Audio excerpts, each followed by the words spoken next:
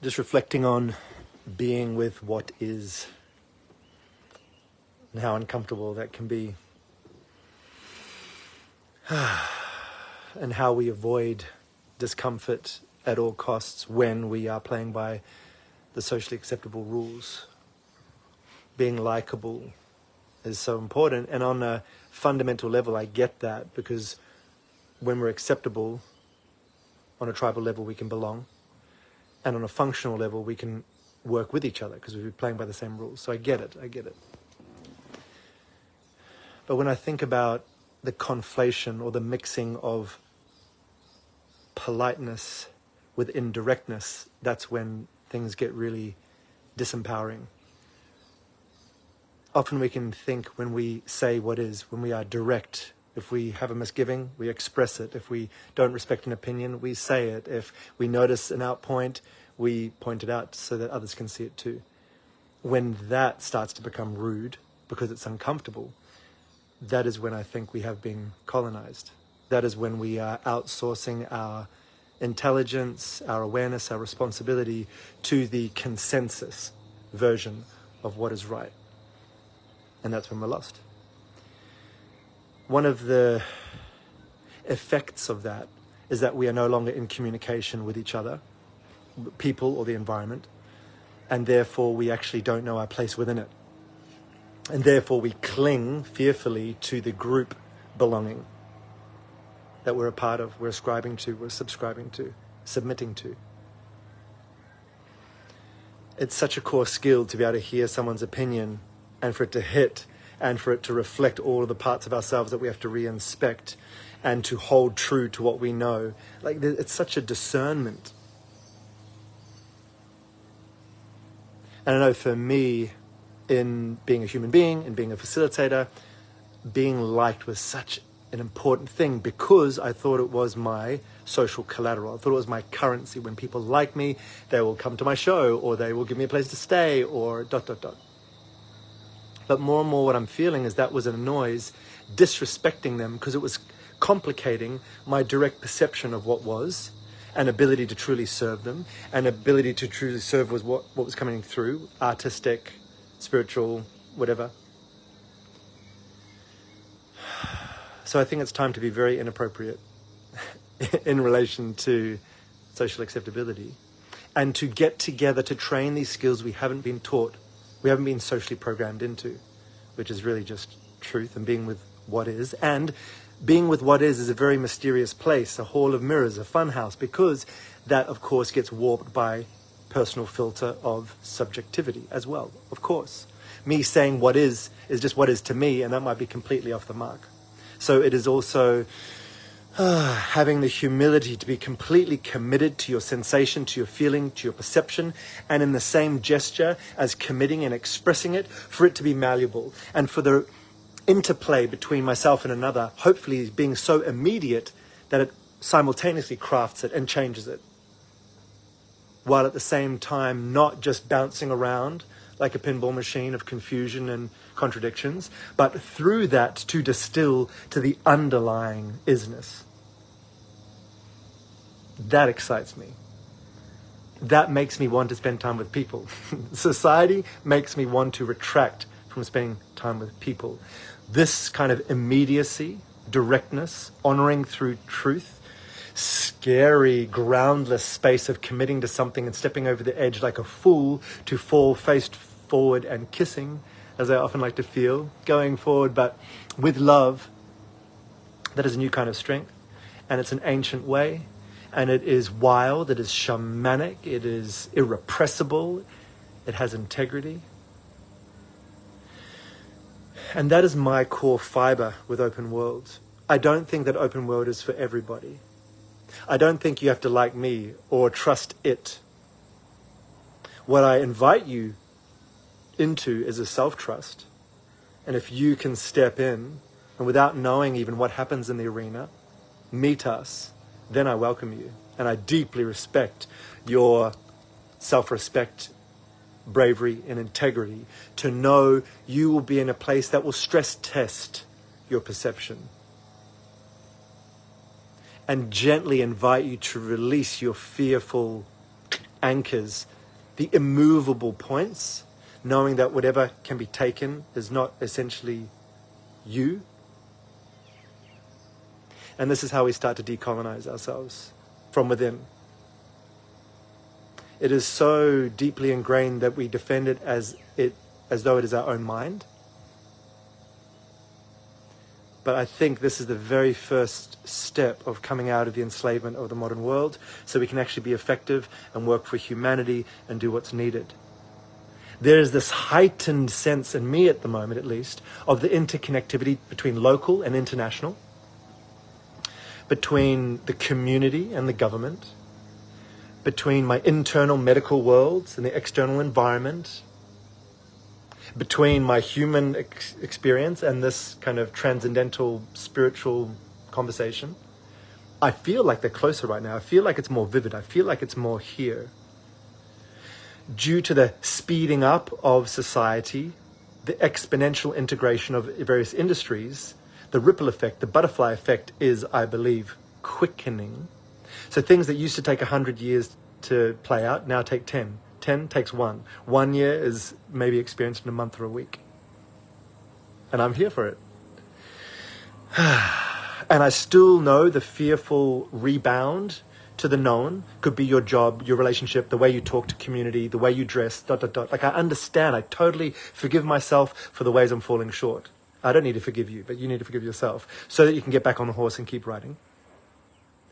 Because it's incremental, but needs to be consistent, I believe, if we are to decolonize this abhorrent politeness, which comes to avoidance and negligence.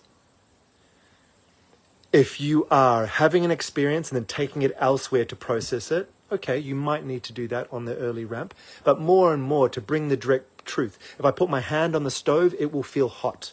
And this teaches me about the nature of fire and skin. If we are depriving each other of that information loop, we are really starving. We're information starving each other, which makes us dumb and relying on external media feeds, information feeds. When we give each other, and this comes to the law of the jungle, the immediate and true response, the natural order can find itself. And that is done collectively, not from one didactic authoritarian figure of correctness, but through mutual respect and ferocity and heart-centered power, it finds its space. So with Open World being here in Northern Rivers, I really like the space. Why? Because the space is hot. It's a petri dish. It's a culture. Things ferment and bubble up and happen here. There's a lot of awareness. There's a lot of work being done here. I don't think you can be in the Northern Rivers without being changed. So I'm here to be processed. But I'm also here to collaborate, because open world theatre is a very specific line. It is very beautiful and brutal. It is very direct. It is calling ourselves up to expose, to shave back, to gnash, to feel, to flush. And that is a step on a process. It's not the first step.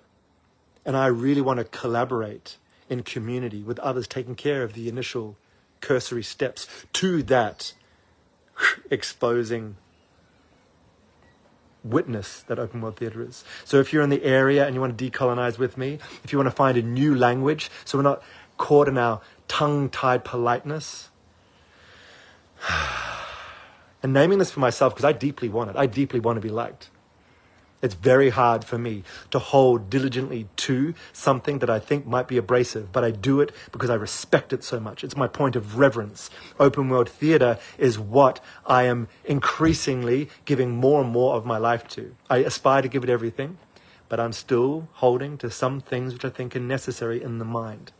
But eventually I know that there is this place, this very home that I'm in now, which is a full-time training hub of embodiment, creativity, and questing. And I know that the intuitive and the flow states actually are sustainable. I really believe that. I think nature is sustainable because it is interconnected, is symbiotic. And I think if we live that way, it's not just a sporadic, spontaneous, flimsy, instinctual response here, there, and everywhere, which doesn't link together.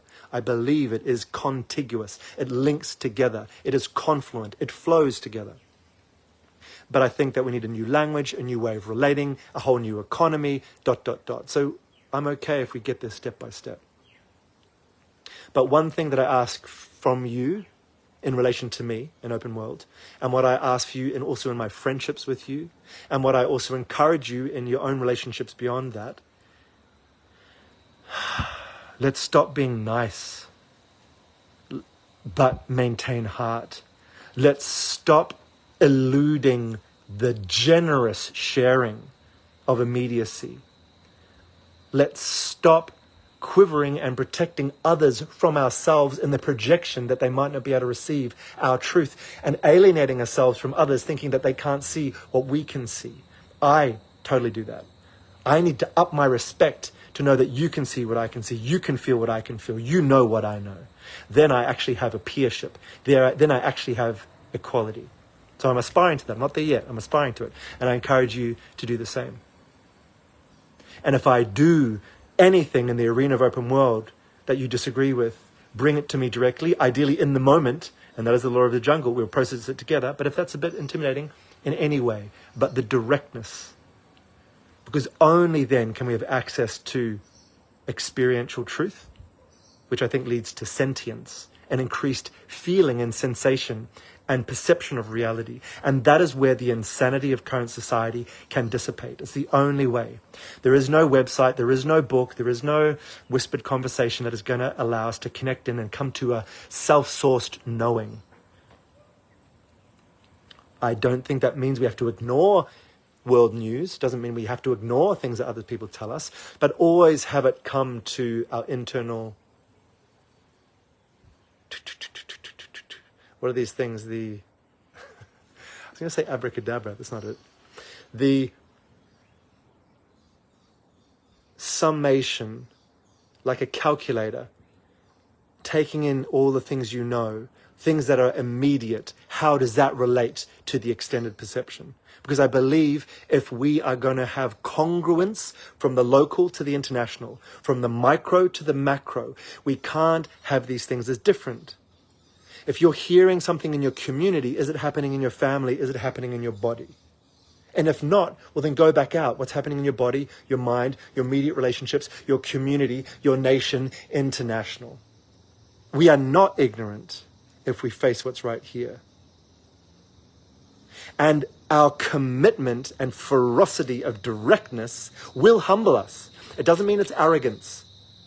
But only when we are immediate with our internal and right here, right now, can we begin to understand the poetry of collectively belonging to a species of billions of people. It is so esoteric, it is so beyond us, it's so unfathomable and very disempowering. Because what can I immediately do? I believe it is a war on the mind. That's part of colonization, is to show you the abhorrence and remind you that you can't do anything about it. And then to divide us internally with words like privilege or cancelling or ignorant or whatever other stereotypical label we can divide each other with, we pass on the sickness. That's why the theatre of the discomfort is so important. And to attune our senses further than just the immediate, so we can really feel as a collective. And then to blunder through blunt truth, to fumble, because it's not usual, we haven't been taught it, it's not acceptable, and you'll fear being judged. But if your politeness transmutes and becomes respect, then you name the thing that's right here in front of you. Then we learn together how to be truthful. And we decolonize the whispers, and all the secret handshakes, and all the weird invisible lines, and all the different ties and uniforms and stripes and necessary evil, the nomenclature, the complicated legal wording, the terms and conditions. Nah. We're not stupid. We're just being put in an environment that makes us feel inept. What's that saying? If a fish judged its capacity by how well it could climb a tree, it would think that all its life that it was dumb and inadequate. Human beings are not meant to swim in a mediascape of international horror and war. We're not meant to feel through the red tape of law and government, and I believe it has been intentionally codified into a complexity to make us fish feel like we can't climb trees. What I do know is how I feel right here and now. What I do know what's coming into my senses. And increasingly, as I honor that, what comes into my senses increases. My perception expands. And that's innate. It's not a gift, it's just human. Or maybe it is the God-given gift to all of us, I don't know. But increasingly, as I excavate the sugar and the wheat and the bloating from my body, gently, my body comes more online. And I'm definitely addicted to sugar and chocolate right now, and I'm still trying to get through that. When I gently fall into the lap of the broken pieces of every relationship and the fear that it can't hold it and it might be dropped, then I actually feel the close knitting, the matted mycelium fingers of our roots, and how much I'm trusted and how much I can trust you when you say the uncomfortable thing to me. It doesn't push you away, it actually brings you closer to me. That's the irony, the paradox of our self-protection is it's self-harm. Our self-protection is often self-harm. And that is the guardless state I aspire to let down our defenses, and it starts with innocence. Beginning in innocence. Sincerely, thank you for watching this, for witnessing this. Please help bring the community here to Northern Rivers, to ocean shores. Come and train in an open world and do your thing too. And I really hope you call me to attention if we ever share anything, and call me to it directly in the moment. And let's decolonize ourselves by shifting our politeness to respect. Much respect.